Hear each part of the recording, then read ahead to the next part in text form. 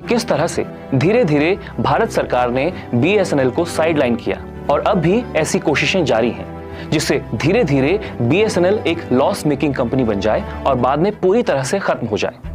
उत्तराखंड में जो पॉलिसी लागू की जानी है ये फिलहाल पायलट प्रोजेक्ट के तौर पर प्रस्तावित है, मगर उत्तराखंड के बाद धीरे धीरे इसे देश के अलग अलग शहरों में भी लागू किया जाएगा। चलिए इस बारे में कुछ जरूरी बातें आपको बताएं, उससे पहले इसकी शुरुआत में चलते हैं। साल 1854 में डाक एवं तार विभाग अस्तित्व में आए। 1914 में प्रथम विश्व युद्ध की शुरुआत में दोनों विभागों को मिला दिया गया। 1925 में पोस्टल एंड टेलीकॉम डिपार्टमेंट का पुनर्गठन किया गया। फिर 1 जनवरी 1985 को पीएनटी यानी पोस्टल एंड टेलीकॉम डिपार्टमेंट से टेलीकॉम अलग कर दूर संचार विभाग बनाया गया। इसके बाद 1 अक्टूबर 2000 को डिपार्टमेंट ऑफ टेलीकॉम सर्विसेज और डिपार्टमेंट ऑफ टेलीकॉम ऑपरेशंस को मिलाकर बीएसएनएल बनाया गया। साल 2000 में ही बीएसएनएल ने WLL यानी वायरलेस इन लोकल लूप सेवाएं शुरू की, जो CDMA बेस्ड थी। तब कोरिया के स्क्रैप उपकरण महंगे दामों में खरीदे गए। अक्टूबर 2002 में बीएसएनएल ने अपनी 2G मोबाइल सेवाएं शुरू की। तब निजी ऑपरेटर्स इनकमिंग कॉल के भी चार्ज लिया करते थे और आउटगोइंग कॉल्स के भी महंगे चार्ज हुआ करते थे। बीएसएनएल की मोबाइल सेवा शुरू होने के बाद ही आउटगोइंग कॉल्स के दाम घटे। अब लाइसेंस जारी किए जाने के पीछे का खेल समझिए। फरवरी 2009 को बीएसएनएल की 3G सेवाएं शुरू हुई, जो कि काफी देर से हुई, जबकि निजी ऑपरेटर्स को काफी वक्त पहले से ही 3G सेवाएं शुरू करने के लिए लाइसेंस दिए जा चुके थे। तब निजी कंपनियों ने भी मुनाफा कमाने के लिए सिर्फ शहरों में ही अपनी 3G सेवाएं उपलब्ध करवाईं। वहीं बीएसएनएल को देश भर में 3G सेवाएं देने के लिए बाध्य किया गया और इसके लिए भारी भरकम फीस भी सरकार को चुकानी पड़ी। 3G सर्विसेज के लिए ZTE कंपनी द्वारा निर्मित BTS बीएसएनएल द्वारा लगाए गए, जो 4G टेक्नोलॉजी में आसानी से मात्र एक कार्ड चेंज करने से अपग्रेड किए जा सकते थे।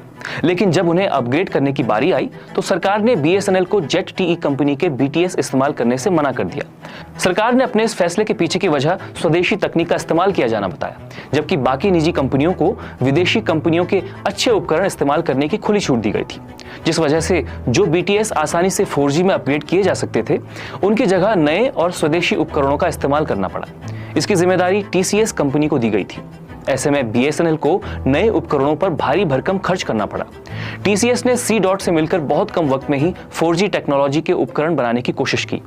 एक तरह से बीएसएनएल को प्रयोगशाला के तौर पर इस्तेमाल किया जा रहा था, जो कि पूरी तरह से विफल रहा।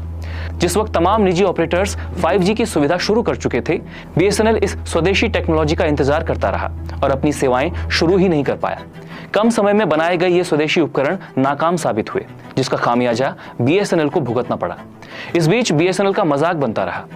वर्तमान में बीएसएनएल का राजस्व मुख्य तौर पर शहरी क्षेत्रों से ही आ रहा है। 4 जुलाई 2026 को दिल्ली स्थित बीएसएनएल के कॉर्पोरेट ऑफिस की ओर से पुनर्गठन करके उत्तराखंड को POC यानी प्रूफ ऑफ कॉन्सेप्ट चुनकर उसके 90% कर्मचारियों को ग्रामीण क्षेत्रों में ग्राम पंचायत स्तर पर तैनात किए जाने का फरमान जारी किया गया। भारत सरकार के project national optical fibre network के अंतर्गत सभी ग्राम पंचायतों को ऑप्टिकल फाइबर केबल से जोड़ने के पहले चरण के बाद BBNL यानी भारत ब्रॉडबैंड नेटवर्क द्वारा दूसरे और तीसरे चरण में बाकी बची ग्राम पंचायतों को ऑप्टिकल फाइबर केबल से जोड़ने का कार्य वर्तमान में चल रहा है, जिसके राजस्व प्राप्ति के लिए बीएसएनएल के कर्मचारियों की तैनाती की जा रही है। मगर अधिकतर ग्राम पंचायतों में अभी तक ऑप्टिकल फाइबर केबल बिछी ही नहीं है। ऐसे में ग्राम पंचायतों से राजस्व प्राप्ति का लक्ष्य क्या सोचकर दिया गया है? दूसरी ओर बीएसएनएल के पास जो जमीनें हैं उन्हें बेचे जाने का काम भी बहुत तेजी से चल रहा है। अभी तक देश भर में बीएसएनएल की काफी जमीनें औने पौने दामों पर बेची जा चुकी हैं। साल 2009 में बीएसएनएल WIMP सर्विस के स्पेक्ट्रम चार्ज के तौर पर 84,000 करोड़ रुपए सरकार को दे चुकी है।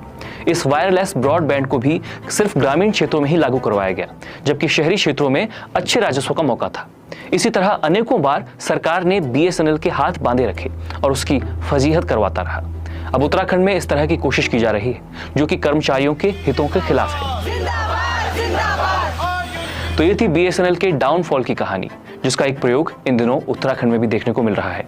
ये कार्यक्रम आपको पसंद आया हो तो इसे शेयर कीजिएगा। साथ ही बारामासा को मजबूत करने के लिए चैनल की पेड मेंबरशिप या सुपर थैंक्स का बटन दबाकर भी आप हमें सहयोग कर सकते हैं। इसी तरह की और भी रिपोर्ट्स के लिए जुड़े रहें बारामासा।